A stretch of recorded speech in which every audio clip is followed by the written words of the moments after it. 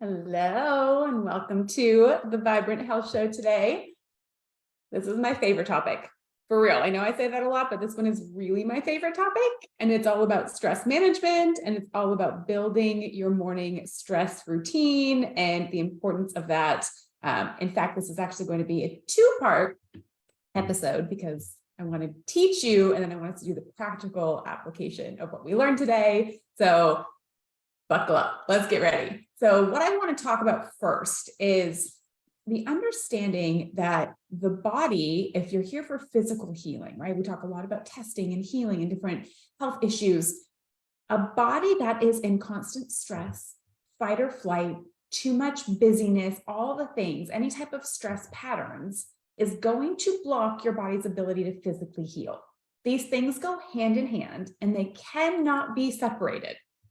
Let me repeat that. Your emotional and your physical healing cannot be separated. Maybe for a short time, but eventually you are going to realize the two of them are very closely linked and you have to address both to get the results that you're looking for. In fact, this mindset piece, we're going to talk about stress management, what I call brain balancing, being in control of your stress and your emotions is one of the things we spend the most time on inside of my private program when I'm working one-on-one with clients.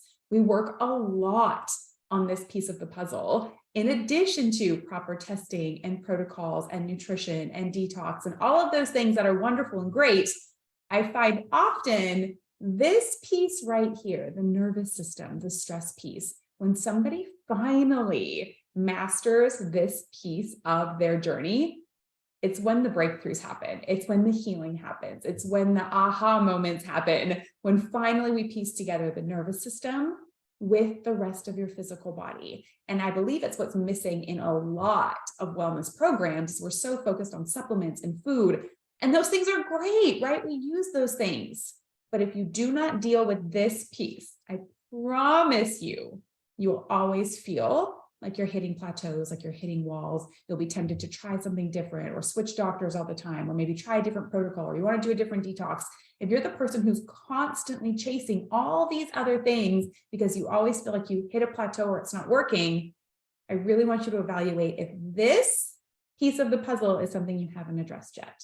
Your emotions and your stress, because it physically manifests as illness and pain in the body. Your stress and your emotions get trapped in the body and they create real symptoms. What you're feeling is very real. Your imbalances are real. Your adrenal problems are real. But some form of stressor is what creates that in the first place. Now, we do have both physical stressors, which is inflammation, Epstein-Barr virus, infections in the gut, parasites, hormone imbalance. Those are physical stressors. We address those as well. But the emotional stressors, is there trauma, grief, or loss you haven't dealt with? Are you ruled by your emotions? Do you get easily aggravated or irritated? Are you stressed all the time? Do things make you feel anxious easily? Are you constantly on the go? Maybe you're like, I'm not stressed, I'm just busy. To your body, to your nervous system, being constantly on the go feels like stress, feels like danger. Your nervous system can't separate you being busy, busy, busy, busy with you running from a tiger. It feels the same to your nervous system. So if you do not take time to give your nervous system space to be at rest, to process emotions and trauma and thoughts and anxiousness, and to really get a handle, a control on both your stress and your emotions, any of those things are going to become illness. If you look up in Google, like main causes of high blood pressure, main causes of digestive issues, main causes of sleep issues, main causes of hormone imbalance, almost everyone, and these, even if you just look at medical websites, stress is almost always on that list, right? You not managing your stress is making you sick, I promise you. So there's lots of deep things that we can get into. I love brain balancing techniques. We do a lot of somatic work. We do a lot of brain balancing. We do a lot of breath work. We do a lot of tapping. We do a lot of different modalities. I have all kinds of tools and tips and tricks to be able to do that. But the first thing I realized that most people don't even have is a daily routine to make sure you're taking care of your stress. So that's what we're going to start with today. I'm going to teach you the importance of that. I'm going to teach you how I build my daily routine, exactly what mine looks like. And then next week, we're going to do it together. We're actually going to come back next week and put our entire time to doing our 20-minute stress management routine together as a group. We're going to actually execute this thing, but you'll also have it saved, right? You'll have a video you can go back to and use for an example, use the meditation, use the breath work, use the things I'm going to teach you, because a lot of people don't know where to start either. So I'm going to give you some really simple things that you can implement right away. But today we're going to start by creating that. I'm going to give you some homework that you're going to complete this week so that you are ready next week when we have our actual stress management routine together to be able to plug it in and use it every single day. So that's what we're going to go through today. First question, whether you're watching live or on the replay, do you have a daily self-care practice, a daily stress management practice? Do you do any type of journaling? Do you have quiet time? Do you do meditation? Do you do breath work? Do you do something consistently every single day? That's question number one. Tell me yes or no in the comments. And if you do, I want you to think about this and be honest with yourself. Are you doing it to check it off the box? Or when you're doing it, are you actually experiencing a physical shift in your body? Because that is the most important piece about having a specific daily routine. So I'll have a lot of people who say, oh yeah, I do my quiet time in the morning, or I read my Bible in the morning, or I journal in the morning. And all of that is great. But are you being present in the experience? Are you taking whatever you're reading or experiencing and allowing your body to actually absorb that information and make a physical change in your body and your spirit? Because if you're not, if you're doing it as a checklist item, you're just adding more busyness to your day, right? Just doing it versus truly making sure you're shifting a physical shift in your body. That's the goal of a really good stress management routine. Now, if you do those things and you enjoy them, right, you have a morning routine, keep doing it, but make sure you're adding some of the things we're going to talk about over this week and next week to make sure you're getting the physical calming in your body. That is the point of this routine. So oftentimes before I start a morning routine, I'll always check in with myself, and we'll practice this again next week, but I want to give myself a number. So let's say for this morning, before I start, I'm going to check in and say, scale of 1 to 10, how am I feeling today? If 10's great and wonderful, I'm feeling awesome, and 1's, I'm dragging, or I'm feeling anxious, or I'm not feeling good, I'm going to check in with myself. And I always like to just kind of close my eyes and put my hands on my chest and just take a second and really be honest with myself. Like, what number would I give myself today? Today, I'm feeling pretty good. I would give myself a 7. There are some days that's not the case, right? For all of us. Choose that number. But the goal of your entire morning routine is to elevate that number by at least 1. At least 1. Some days you're going to jump 4, 5, 6. Some days it's just 1 in the right direction. That is our goal with this practice. There should be a shift in your mood and your physiology and how you feel in your body. So make sure you're checking in first. Where would I give myself first? Go through your practice. And then before you get up from your practice, you're going to check back in and make sure that number has moved at least 1. I tell my private clients, you are not done your morning routine until that number has moved at least once. If you get to the end and you check back in and it's exactly the same, you need to go back. You need to do something different, add a different technique, take some extra time journaling, add a gratitude list, something that is going to move that number by at least 1. Now, if you already have a morning practice, start that right away this week. When you're doing it, check in first, do your practice, check in again, and make sure it's moving the needle, right? It's actually moving some sensations in your body. If it's not, then we definitely have to add some things in there to make sure it's something that you're truly getting a shift in your nervous system, not just doing it because you think you're supposed to, or it's an item on your checklist, okay? So that's number 1. We got to make sure we're moving the needle, and feelings are the way that we do that, right? How I feel today, if I'm going from anxiousness or a low mood or tired or irritated or worried to more of a sense of joy, peace, ease, ability to handle our day. That is what we are working on. And that is called psychological flexibility. That is the whole key of everything I want you to learn.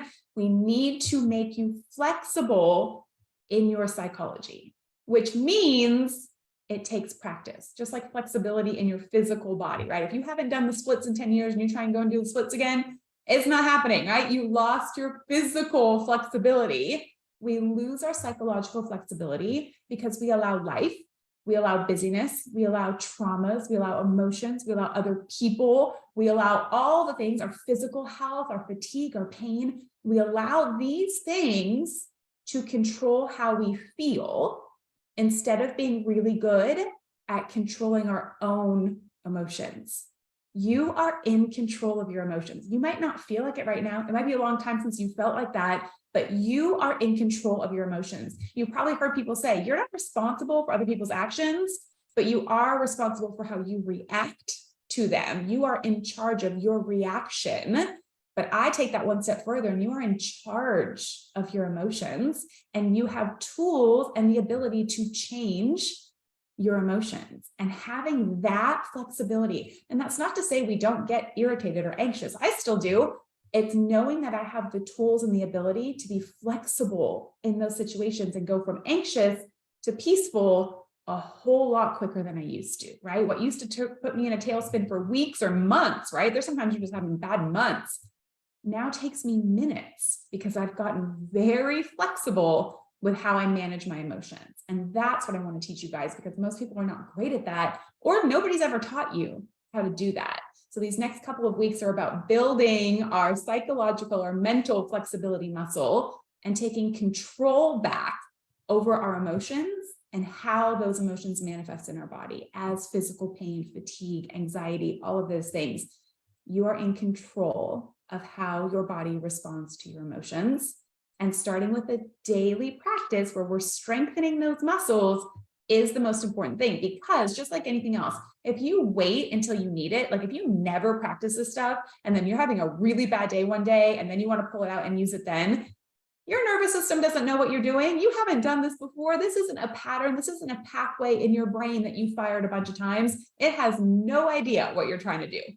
Versus if you've done this every day for a month, and then the bad day hits, the text message that bugs you, the bad email, the comment from somebody, and now you sit down and use your tools, your brain says, oh, I know what she wants me to do.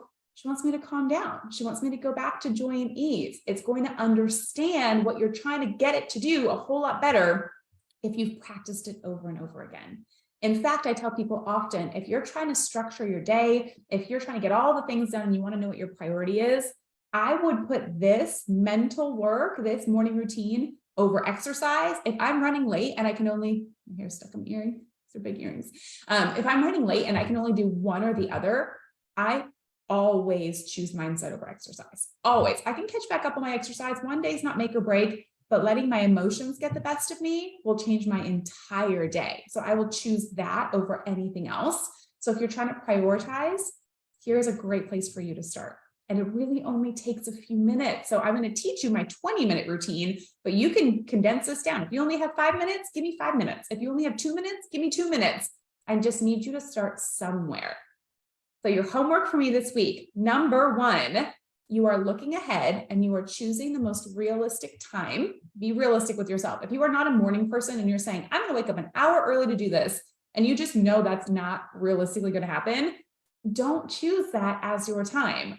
For my life, as soon as I wake up, it's very busy. The kids need stuff. I'm with my daughter. There's a lot going on. I know that's not my best time to do it very first thing in the morning. So I choose once my son's at school, the nanny gets here for my 4-year-old, then I have my 20 minutes of alone time before I start my work day. That just works better for me. If I were to say I was going to do it first thing in the morning, as soon as I wake up, there is no way I'm not getting interrupted or distracted or something's not going to happen. So I just know that. So choose a realistic time. That's the first thing I want you thinking about right now. If you want to share that with me in the comments as you're thinking about it, when is the best time for you, right? Is it after the kids go to school? Is it in the car right before you walk into your work building? Is it in the car after work before you walk back into your house? Is it in the evening right after dinner? It doesn't really matter, because consistently, if you're doing this every single day, it's going to continue to catch up. So the time you do it isn't the most important, but consistency is the most important. So I want you thinking, I got a coffee delivery from my sweet husband. You've not met him before. So consistency of your time is more important than when you're doing it, right? So first thing you're picking is, all right, I think I can do 20 minutes this time of day consistently. Perfect. Step 1. Step 2, We're going to make sure we kind of know what our plan is going to look like. I'm going to share my plan with you, and then next week we're going to do it together. But my ideal kind of format for my morning routine always starts with some simple breath work. Breath work is wonderful for activating different areas in your brain that get you out of that fight or flight, out of your stress response, helps strengthen your vagus nerve. If you guys haven't heard of your vagus nerve, it's for that emotional stability. It's for mental health, helps breathing, helps digestion. It's so important, that vagus nerve, and breath work helps to stimulate that. And it's just a great way to start triggering your body for what you're about to do. So I always like to start my morning routine the same way, because then my nervous system starts to recognize, oh, okay, she's doing her breath work. That means it's time for us to start calming down. We're going to ease into our routine. And you'll notice when you do encounter stressful situations, sometimes just starting that same breath work that you do in your morning routine will take the stress off, because your brain understands, right? You become mentally flexible. It gets what you're trying to get it to do, and it will respond a whole lot faster. So I start with 2 or 3 minutes. It's not a long amount of breath work. It's enough to just stimulate the right areas, get my body to understand what I want it to do, and really just sink into my me time, let go anything that's happened prior to this point, anything I was thinking about before, anything I have to do later. I just take 2 or 3 minutes and I do some breath work. Next week, I will share with you the exact form of breath work I do. We'll do it together. So don't worry if you don't know how to do that yet. I just want you thinking ahead for what we're going to implement. So I do 2 or 3 minutes of breath work. In the middle section, I alternate what I'm using as my guided source of stress management. So sometimes it's a guided meditation. Sometimes I'm doing visualization. Sometimes I'm doing EFT tapping. I love EFT tapping. Sometimes I'm doing other somatic work, like different like tactile touching things that you can do to really stimulate calm and ease. There's all kinds of different tools you can put into that middle section, but that's what you're just going to get creative with, right? Try different tools. Some people love meditation. Other people, it stresses them out to sit in silence and they just can't do it. That's fine. You don't have to just do meditation. Some people love EFT tapping. It works great for them. Some people feel like they never really get the hang of it and it's not their jam. That's fine. Some people love visualization. And then I have other people who say, I can never really picture what you're asking me to picture. I don't see pictures in my head. I see colors, or I feel it more in my body. That's fine, right? Don't choose that as your tool. Over the next several weeks, I'm going to make sure you guys have multiple tools that you can try and plug in, but find the ones that work best for you. There are so many free apps that have guided visualizations, that have different meditations. There's thousands of videos on YouTube. You have no lack of things you can use. You just have to get consistent about building your time first. And then I'll teach you some of the things I like the most to add in there. Next week, what we're going to do together is a series of EFT tapping. Probably one of my favorites, personally, one of my favorites to do, and physiologically gives you the most response in the shortest amount of time, because we're using both some emotional release tied with that tactile tapping sensation. So your nervous system tends to get on board a lot faster if we're using both of them at the same time. So next week, I will take you through an entire EFT session that you can use ongoing in your morning routine from that point forward. But your middle section can ebb and flow. I don't do the same thing every day. Sometimes I'm listening to something from an app. Sometimes I'm just sitting in my own meditation. Sometimes I'm doing tapping. That's your time to piece in there whatever you're most comfortable with and whatever tool you feel like your body resonates with the most, right? There is no magic sauce in that middle. Consistency is key. Something that's calming your nervous system, remembering that the goal is it moves your number by the end. So if you try something and then at the end, you're like, I don't really feel any better. Or in fact, sometimes you're like, maybe I feel worse. I was a 7, or I was at 7, now I'm a 6. That wasn't the perfect tool for you. And that's okay. You tried it. I'm glad you tried it. Find a different one, right? There's no lack of options, but the goal is to find the ones that give you the most relief, the most change in that number. For a lot of people, EFT tapping tends to be the one they like the most, which is why I'm going to start there with you guys. So I do 2 or 3 minutes of breath work. I do 10 to 15 minutes of some type of guided meditation or EFT or whatever it is. 10 to 15 minutes. I'm not doing 60 minutes. I'm not doing 90 minutes. I'm doing 10 to 15 minutes.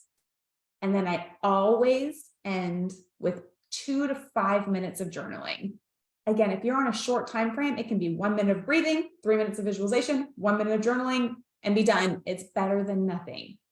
The days you have more time, you're going to elongate each of those sections. So ideal for me is 2 to 3 minutes of breath work, 10 to 15 minutes of some type of guided stress management that's really focusing on making sure I'm firing the right areas of my brain. And then lastly, I always end in journaling. Now, there is an important piece about ending in journaling and actually writing it out, right? Hand to paper, things most people have forgotten about or haven't done in forever because we have so many screens. Hand to paper, because it's important for you to give the thoughts or the emotions a place to go.